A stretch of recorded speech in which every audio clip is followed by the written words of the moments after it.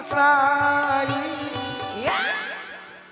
अब ही तनिक लागी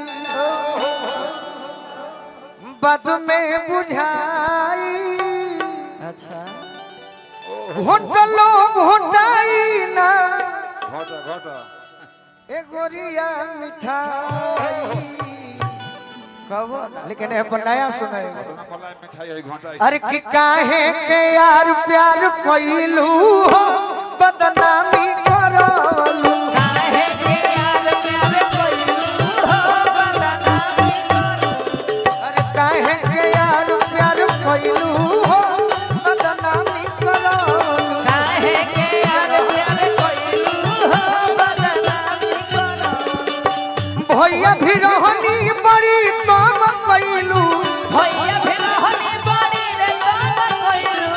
भैया भी रहनी बड़ी तम कोइलू। भैया भी रहनी बड़ी रे तम कोइलू।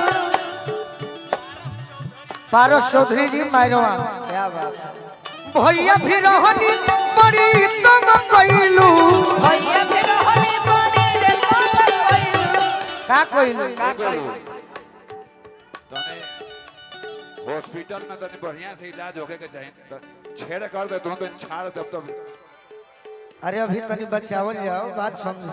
हां जी अभी तनी बचावल जाओ। तब एगो तो सामने मंदिर बा हम मंच के मर्यादा हमनी के ना बुझाव जाता तारा बुझा लगा। गोड़ लाग के बिना रोग देखले सोई ना नहीं दे दे। अरे कि भैया भी रहनी बड़ी तम कोइलू। भैया भी रहनी बड़ी रे तम का कोइलू अरे मैसेज पर मैसेज भेजवलू हो बदनामी करवलू। मैसेज पे मैसेज भेजवलू हो बदनामी करवलू। अरे काहे के यार प्यार कोइलू हो बदनामी करवलू। काहे के यार प्यार कोइलू हो बदनामी करवलू। धीरे याद रखोगे कि भूल जाओगे। दिया याद रखोगे कि भूल जाओगे। के यार प्यार कोइलू हो बदनामी करवलू।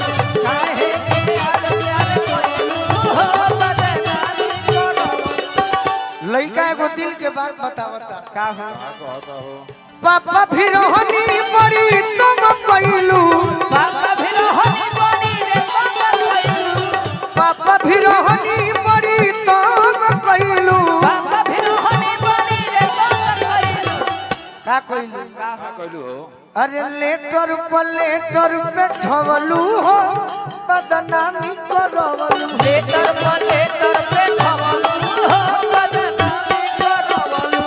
लेटर पे ठवलू हो बदनामी करवलू। लेटर पे ठवलू हो बदनामी करवलू। दिल दे दिया ओ दिल दे दिया। पूछो पूछो पूछो पूछो कौन है ओ। बोलो बोलो बोलो बोलो कौन है ओ।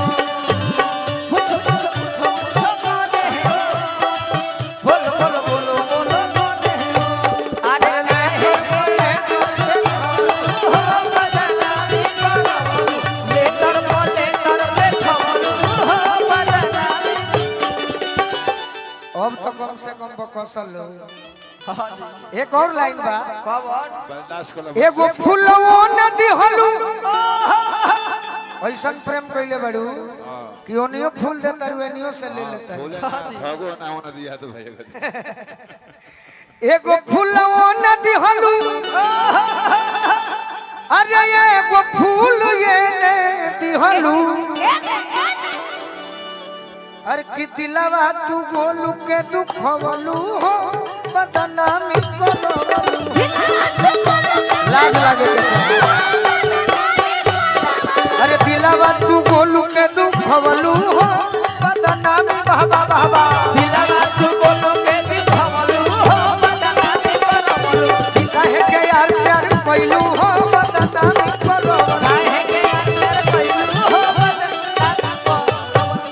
कि काहे के यार प्यार कोइलू हो लव इज सीरियस बदनामी करो। असाई काम सीधा अपने घर लिए चल जाएंगे। अब एक और